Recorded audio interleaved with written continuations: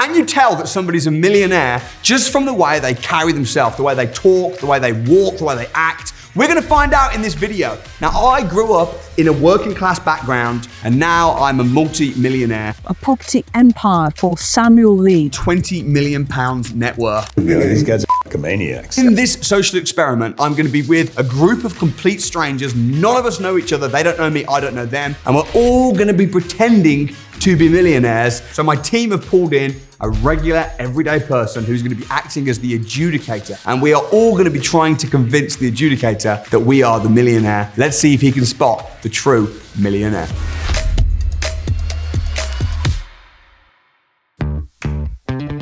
In this room, there are 5 people, 1 judge, 1 millionaire, and 3 liars. It's the judge's job to find out which is which. Your first question is simple. Tell us how you made your millions. Your character's name is Helen. You are a horse breeder and a trainer. That's so funny, I grew up around horses. Your character's name is Chris. Chris owns a recruitment company for the trade sector. Your character is an accountant for one of the biggest YouTube stars in the world. My dad was a jockey, my mum was a trainer. My parents ended up starting like a breeding stud type business. I graduated from the University of Warwick. After that, I worked in PwC for a bit. After getting made redundant in 2018, decided to start his own venture. He noticed during his past employment that companies chronically struggle to staff construction sites. I saw a bit of a niche there, and because I had all the contacts, I had a good head start to get into recruitment for the construction trade sector. You've bred horses that have placed in some of the biggest global racing fixtures. So we were involved in Prince and Penance in 2015. He won the Melbourne Cup. And as a result, you have been valued at 2.35 million Australian dollars, which is roughly 1.2 million pounds. The company was valued in 2021 for 1.7 mil, at which point he decided to sell up. Your company is now valued at 1.1 million, which you're hoping to double within the next 5 years. I don't think people will spot that I'm a millionaire because I'm from a working class family and I don't dress bling bling. I'm just dressed how I always dress, but we'll see. Who did you sell to? I can't disclose that. Okay. Yeah. What's your role in the company? Partner relations. I like to go to lunches, I'll take them to dinners. For what purpose though? To open their pockets, to get them to invest in the horse. To get investors? Yeah. So how many properties do you own? Do you own any or? Yeah, I have hundreds of properties. All in the UK? No, all over the world. What did you think of the new budget last month? I didn't think it was fairly great. Not for accountants at the moment. We're in Australia. But we own Curra Park, which is like a massive stud. We're near the Yarra Valley, near Hillsville, so we're kind of in the middle of everything. With horse racing, there's like 10% that are really set up for life, and everybody else is struggling, and they always will be. So you're in that 10%. Yeah, we're really lucky. Yeah. Have you guys heard of Logan Paul, the YouTuber? Yeah. So he's my client. Why would Logan Paul choose a UK accountancy firm with a small practice like yourself? It doesn't make any sense. It's not a small practice, and a lot of American people have their tax companies in the UK. Do that? Yeah. Where was the last place you purchased? A hotel last week in Cambridge. Oh, is it ready to go, or do you have to renovate it? It needs a bit of a renovation, cosmetic. What did it turn over last year? 1.1 million. What was the profit? Profit's about 1700,000. 1,700,000. So 170,000, sorry. Yeah, I just get my figures mixed up. But what sort of horses do you breed? If I were you, I'd also quickly navigate onto somebody else as well. I think that your story sounds like it's a little bit made up.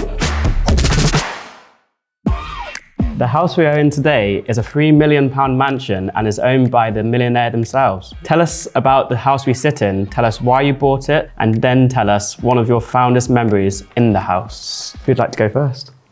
I love the house, I love the grounds. The living room's like textured in things that I like. So this is actually a recent purchase. There's a lot we're going to do to it. I bought this place 4.5, 5 years ago. It's actually one of my second homes. It's a good house for entertaining guests. We want it to feel like a bit of Australia here. So when we come and host here, investors and trainers know what they're going to expect when we bring them over. There's a lot of different art pieces. I'm quite interested in art as well. Are there any artists you've taken inspiration for? Absolutely. I mean, I have my own Indian kind of things with it. But I'm very fond of animals. What's your favourite cocktail to make when you're hosting? Don't really know actually. I don't tend to make the cocktails, I just drink them.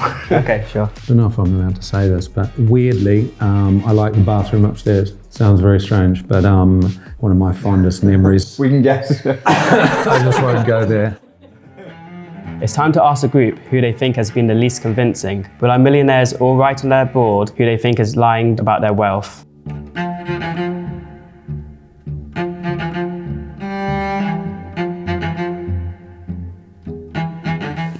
I think it's Chris. He just said the recruitment industry has gone up, and as an accountant, I kind of know about property renovations, and it just doesn't work like that. So I'd put Bitu because it just didn't make sense. The turnover, the net profit, unsure, and the story about Logan Paul, I still can't get my head around why an American multi-millionaire would choose a small English firm to do their accounts. That doesn't ring people true. buy from people, and you being in real estate should know that. Bitu, the facts didn't all add up for an accountant, basically. I think that Chris has been the least convincing. I don't feel like this is your real life because you don't seem proud of it. What's to be proud of? It's life. You make money for years, not just yesterday. When you sell up, it's not just that day. It builds up, so whatever, it's just the way it is. The time has come to reveal who you think is a real millionaire. Which of these people has convinced you of their authenticity? Which of these people has held themselves in the way a millionaire would? Take your time and decide and tell us why you think you have chosen this person. So this was a hard one because I was divvying up who I think was selling their story but also not saying it too much. And then I was like, is there not enough information? So I think for sure, Bitu, I don't think you are.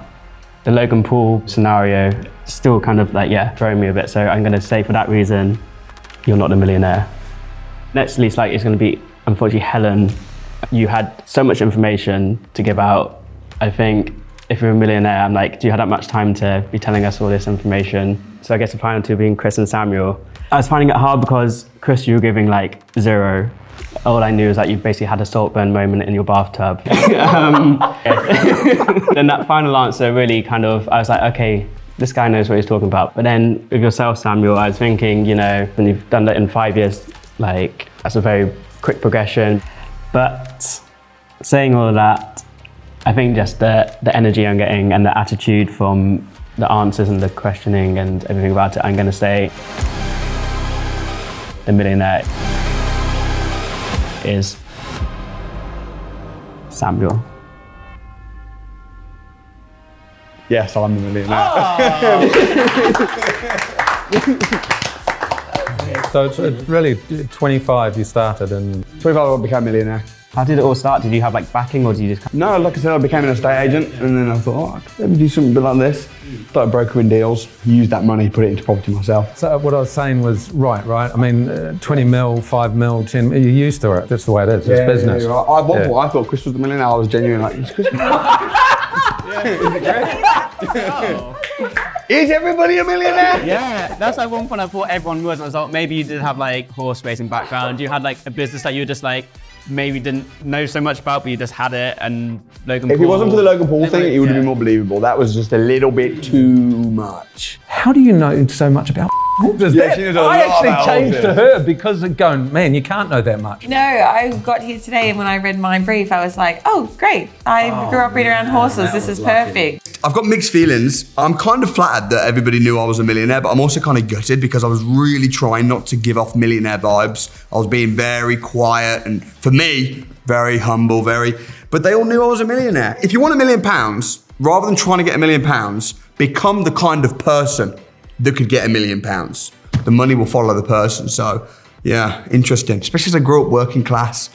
Really interesting. I don't know how they all know, but they clearly did.